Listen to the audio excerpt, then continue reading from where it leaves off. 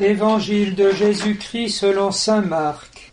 Les disciples étaient en route avec Jésus pour monter à Jérusalem. Jésus les précédait. Ils étaient effrayés, et ceux qui suivaient étaient aussi dans la crainte. Prenant de nouveau les 12 avec lui, il se mit à leur dire ce qui allait lui arriver. Voici que nous montons à Jérusalem. Le Fils de l'homme sera livré aux chefs des prêtres et aux scribes. Ils le condamneront à mort, ils le livreront aux païens. Ils se moqueront de lui, ils cracheront sur lui, ils le flagelleront et le tueront. Et 3 jours après, il ressuscitera.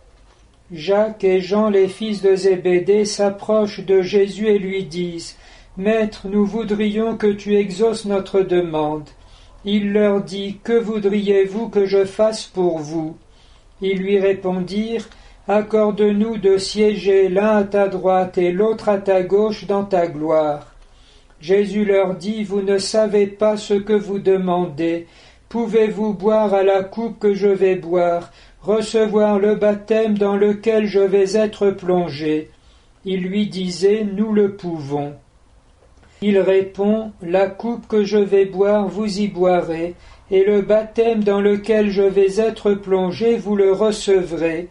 Quant à siéger à ma droite ou à ma gauche, il ne m'appartient pas de l'accorder. Il y a ceux pour qui ces places sont préparées. » Les 10 autres avaient entendu, et ils s'indignaient contre Jacques et Jean. Jésus les appelle et leur dit « Vous le savez, ceux que l'on regarde comme chefs des nations païennes commandent en maître. Les grands leur font sentir leur pouvoir. Parmi vous, il ne doit pas en être ainsi. Celui qui veut devenir grand sera votre serviteur. Celui qui veut être le premier sera l'esclave de tous. Car le Fils de l'homme n'est pas venu pour être servi, mais pour servir et donner sa vie en rançon pour la multitude. » Le contraste est très frappant entre ce que ressentent les disciples en marchant vers Jérusalem et ce que Jésus lui-même ressent et a dans la tête. On épilogue assez souvent sur le décalage entre ce qu'on croit être de l'ambition quasi politique, être à la droite et à la gauche de Jésus dans son royaume, et l'annonce qu'il fait de sa passion. Mais peut-être le contraste se trouve-t-il un peu ailleurs. En montant vers Jérusalem, les disciples ont peur, ils sont effrayés, ceux qui suivent marchent dans la crainte, et ils ne comprennent en effet rien du tout devant des événements qui les inquiètent. Ils sentent monter en effet à partir du chapitre 10 de saint Marc l'hostilité de plus en plus générale contre le Maître qui pourtant, comme le dit les Actes des Apôtres, passait partout en faisant le bien. Au contraire, Jésus, lui, annonce sa passion et sa résurrection, et nous ne pouvons pas ne pas sentir en fait une sorte de joie et d'enthousiasme un peu contenu. Lorsqu'il énumère les différentes étapes de la passion, il est déjà tout entier tendu vers la résurrection. Il est venu pour cette heure-là rétablir les hommes dans la communion avec Dieu et pouvoir enfin leur communiquer participation à son héritage. Et quel est-il? Rien de moins que la divinité.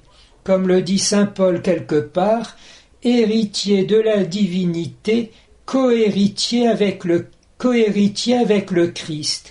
C'est ceux-là qui habitent le Seigneur Jésus, et c'est porté par cette joie inouïe qu'il pourra traverser aussi tous les ténèbres de la passion, de la croix et même de la mort.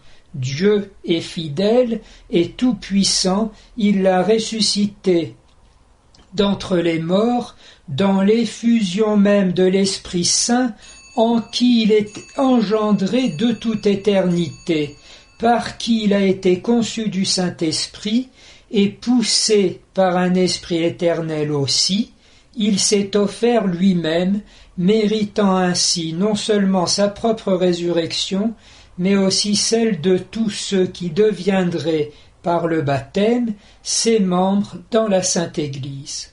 Lorsque nous voyons se profiler des épreuves, nous devons entrer donc dans cette joie de l'Esprit de Jésus. C'est la meilleure façon et la plus réaliste d'aborder ces heures ténébreuses parce que Jésus est vainqueur. Nous avons été baptisés et nous sommes déjà dans la gloire de son royaume. Ce n'est pas encore manifeste, c'est pourtant déjà donné et réel. En fait, la passion de Jésus et sa résurrection, le mystère pascal, sa propre personne sont indépassables parce que tout est là, en Jésus-Christ. Et ça nous est donné ici-bas comme sorte de viatique pour la traversée, et ensuite au-delà comme festin et nourriture des bienheureux pour l'éternité.